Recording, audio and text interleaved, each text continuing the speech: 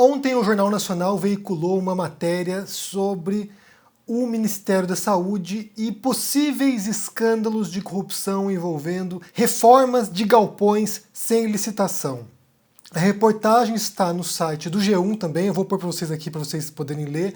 Vou ler a manchete para vocês aqui. Empresas foram escolhidas sem licitação para reformas em galpões e sede do Ministério da Saúde durante a gestão de Pazuello. A AGU identificou as dispensas de licitação a 2 empresas contratadas para a reforma na sede do Ministério da Saúde no Rio de Janeiro e em galpões da Zona Norte do Rio. Pandemia foi usada como justificativa para urgência.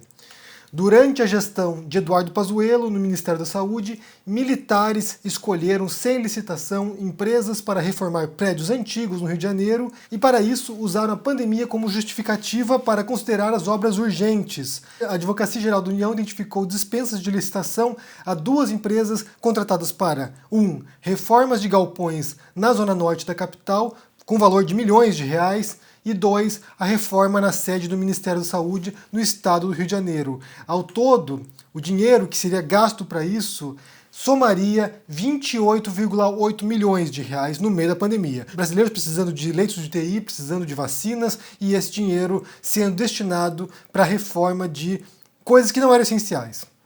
Então eu vou falar um pouquinho sobre isso hoje, sobre o timing dessa reportagem, mas se você chegou agora nesse canal, já deixa sua curtida aqui nesse vídeo, já passe adiante, já compartilhe com seus amigos e também já deixa o seu bom dia aqui no comentário. E se inscreva no canal, obviamente, Então vamos falar sobre isso, Porque o timing foi perfeito. Hoje você tem depoimento do Pazuello na CPI da Covid, General Pazuello, ex-ministro da Saúde, que vai agora ser sabatinado e possivelmente, como já falei anteriormente aqui, e eu vou repetir isso hoje, eu imagino que se a gente tiver um bode expiatório nessa CPI, será o Pazuello. Se alguém vai acabar preso, se alguém vai pagar o pato, será o Pazuello, porque se você observa o padrão dos depoimentos que já foram dados, tudo leva ao Pazuello. Então, assim, você tem Weingarten, ex-secretário da SECOM, ele vai e joga a batata quente no colo do Pazuello. Ontem, Ernesto Araújo, quando interrogado, quando questionado sobre um monte de atos ou omissões do Ministério de Relações Exteriores, ele jogou no colo do Pazuello. Então, aqui a gente vai ter hoje o depoimento de um ex-ministro, que ele tem 2 opções, basicamente. A primeira opção, como bom pau mandado do Bolsonaro, é pegar essa bomba e engolir. Falar, fui eu mesmo, eu fiz esses erros, eu cometi esses erros, eu sou o culpado.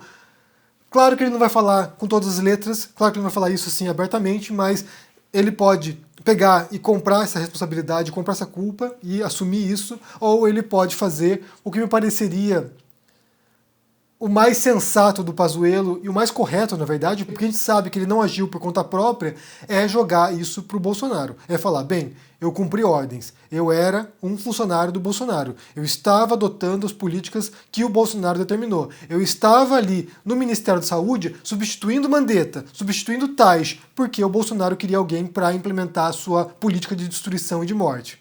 Então, 2 opções. Ou o Pazuello assume a culpa e vai pagar o pato, e vai acabar na cadeia, vai acabar preso, ou ele assume essa bomba que jogaram no colo dele, e outras pessoas jogaram no colo dele também, Jogaram no colo dele, ou ele assume isso, ou ele vai jogar para o Bolsonaro, e aí sim que vai ficar interessante esse negócio. E certamente, como eu falei do timing do Jornal Nacional, ao jogar uma reportagem como essa, falando sobre um potencial escândalo de corrupção no Ministério da Saúde durante a pandemia, ao fazerem isso ontem, e hoje tem o depoimento do Pazuello, certamente isso vai aparecer também na CPI. Algum senador vai indagar sobre isso durante a CPI. Eu quero aproveitar só e falar um pouquinho rapidamente sobre a corrupção na pandemia, porque certamente, gente, certamente deve haver inúmeros casos de corrupção durante esse período, Então, tanto em nível federal, tanto em nível estadual quanto municipal. Certamente há inúmeros casos de abuso, de compras irregulares, de desvio de dinheiro, de verba que desapareceu, ou seja, certamente acontece isso porque é um caso excepcional, é uma situação extraordinária. Se em condições normais já acontece isso, imagine agora quando você tem menos fiscalização, quando está todo mundo correndo atrás de recursos médicos. Então certamente deve haver inúmeros casos de corrupção durante a pandemia.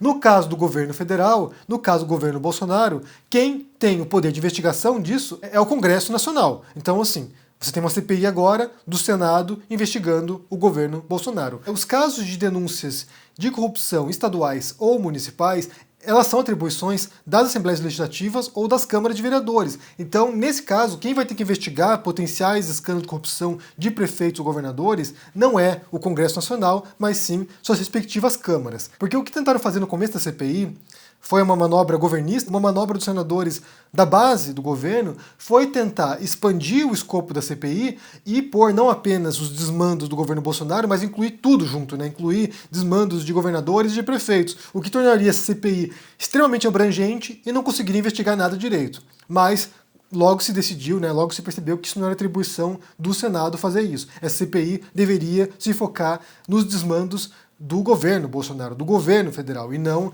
dos estados e municípios. Porque, como eu disse, foi uma manobra tentada.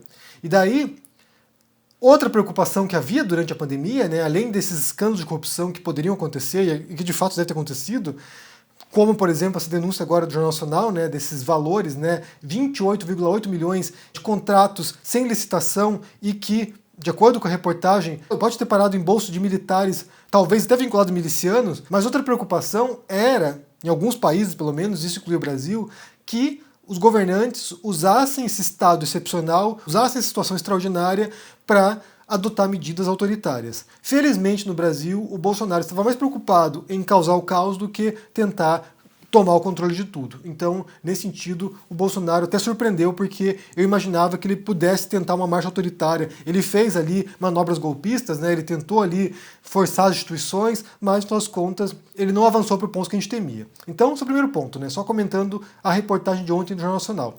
O segundo ponto tem a ver com o depoimento de ontem do Ernesto Araújo, e como eu disse, jogou uma bomba no colo do Pazuello. Porque ontem, um dos tópicos levantados durante o depoimento do Ernesto Araújo foi a falta de oxigênio em Manaus.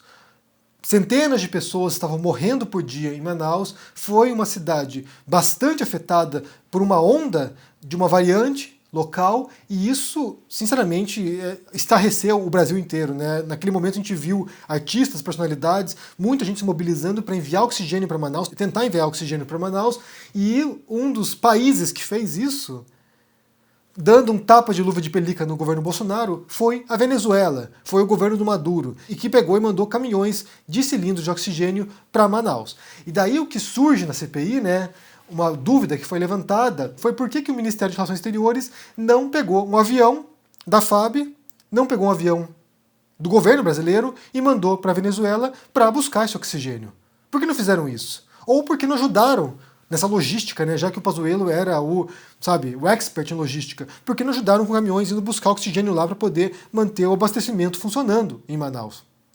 E daí o Ernesto Araújo não sabe responder, né? Ele dá uma resposta ali meio confusa, como tudo que ele fala, né? É o confuso, né? É o confuso. Ele vai lá, se enrola, daí ele diz que tentaram, mas não conseguiram, depois não sabiam, daí não houve falha de comunicação. Ou seja, o que a gente viu ontem é que, certamente, muita gente morreu em Manaus por causa do governo Bolsonaro, por causa da ineficácia, da incompetência, sei lá, do negacionismo, da crueldade, da perversidade. Muita gente morreu em Manaus, e a gente sabe agora diretamente, né, não é só especulação, não é só dizendo genocida. Pessoas morreram em Manaus porque o governo Bolsonaro não ajudou nesse transporte da Venezuela de cilindros de oxigênio para Manaus. E daí, mais uma vez, o Ernesto Araújo joga isso na conta do Pazuello. Então, aqui a gente tem um caso explícito de omissão e de, possivelmente, culpa do governo Bolsonaro, do Pazuello, do presidente, talvez do Ernesto Araújo, de uma ajuda que foi oferecida pelo governo do Maduro, pelo governo venezuelano, uma ajuda oferecida e que o Brasil cruzou os braços e ficou esperando vir os caminhões. Ah, vocês querem ajudar? Então ajudem. Eu não vou fazer nada, eu não vou mover a bunda da cadeira. Vocês que mandem oxigênio para cá. E isso pode ter levado ali 48 horas para que esses caminhões chegassem da Venezuela até o Brasil. Então 48 horas críticas de pessoas entubadas, de pessoas que precisavam de oxigênio, sufocando, asfixiando, morrendo, porque o governo Bolsonaro deixou essas pessoas morrerem. E aqui fique muito claro, no depoimento de ontem, pelo menos nesse ponto em particular, você tem o ministro de Relações Exteriores confirmando que o governo Bolsonaro sentou a bunda na cadeira e ficou observando brasileiros morrendo, enquanto outro país, um país que tem uma divergência ideológica com o governo Bolsonaro, um governo que é demonizado pelos bolsonaristas, um governo estava ajudando o Brasil a salvar brasileiros. Isso, como eu falei, isso deve voltar hoje. Assim como essa história dos contratos sem licitação vão aparecer hoje na CPI, eu imagino pelo menos, certamente a história de Manaus vai aparecer hoje e, como eu disse, se o Pazuello acabar preso, pode ter a ver diretamente com o caso de Manaus. Eu acho, repito, que talvez o único bode expiatório dessa CPI, o único que vai parar em cana, será o Pazuello. A não ser que ele abra o bico, a não ser que ele jogue as cartas na mesa e diga: eu estava cumprindo ordens, eu era um pau-mandado, eu era um capanga do Bolsonaro, eu estava fazendo um trabalho sujo que o Bolsonaro queria que eu fizesse. Se ele fizer isso, se ele jogar a culpa para o presidente, aí o jogo fica interessante e aí muda muito o cenário. E aí sim a gente vai ter uma reviravolta aqui, vai balançar o barco e aí o presidente vai se borrar. E ontem, né, como aconteceu em outras circunstâncias, como aconteceu também com o Van Garten, quem apareceu no final da CPI foi o Flávio Bolsonaro. Flávio Bolsonaro, ele é o deus ex machina desse jogo, né? É quando o negócio está complicado para o Bolsonaro, aparece o Flávio Bolsonaro lá para causar confusão. Ele apareceu lá para defender o Ernesto Araújo. Eu quero saber de vocês aqui, se vocês viram essa reportagem ontem do Jornal Nacional, né, falando desses contratos multimilionários no meio da pandemia para reformar galpões, gente. Necessitando construção de hospital de campanha, necessitando respiradores, necessitando vacinas. Daí o Ministério da Saúde autoriza 28,8 milhões de reais para reforma de galpões e do prédio do Ministério da Saúde no Rio de Janeiro. Pessoas precisando de auxílio emergencial, precisando de dinheiro para comer e o Ministério da Saúde destinando esse dinheiro para reformas desnecessárias. O que a gente pode esperar hoje do depoimento do Pazuello? Se ele vai aceitar a culpa, se ele vai aceitar essa bomba e vai explodir, ou se ele vai transferir a culpa para o presidente. Se ele vai jogar isso no colo do Bolsonaro e assim, não sei se safar da prisão, não sei se vai se livrar, porque não tira a culpa dele também, mas se ele não vai botar o nome do presidente no meio e isso vai complicar bastante a situação desse governo. Me diga no comentário o que você pensa aqui embaixo, se vocês estão acompanhando os depoimentos também, como é que está indo o ritmo aí, como é que vocês têm visto isso, deixa aqui embaixo no comentário, deixa o joinha, se inscreva aqui no canal, se torne um membro ou um apoiador para dar uma força, se torne um aluno do ICL e faça lá o meu curso de escrita narrativas, tem muitos cursos interessantes no site, você pode fazer curso de filosofia, sociologia, história do Brasil, educação financeira, mandarim, inglês e muitos outros cursos interessantes, então se inscreva, o link está na descrição e no comentário fixado, e confira meus livros sobre o Bolsonaro. Onde está meu livro aqui, gente? Aqui. Sobre o Bolsonaro, Minha Especialidade é Matar, que é o que ele está fazendo, né? Ele cumpriu a especialidade dele, ele cumpriu aquilo que ele tinha prometido, e também sobre Jesus Histórico, o Rei de Judeus, um romance sobre Jesus. Se cuidem por aí, se protejam, e vamos acompanhar hoje a CPI com o Pazuello depondo, que é a grande expectativa e que pode mudar drasticamente esse jogo hoje. Um abração para vocês e até mais. Tchau!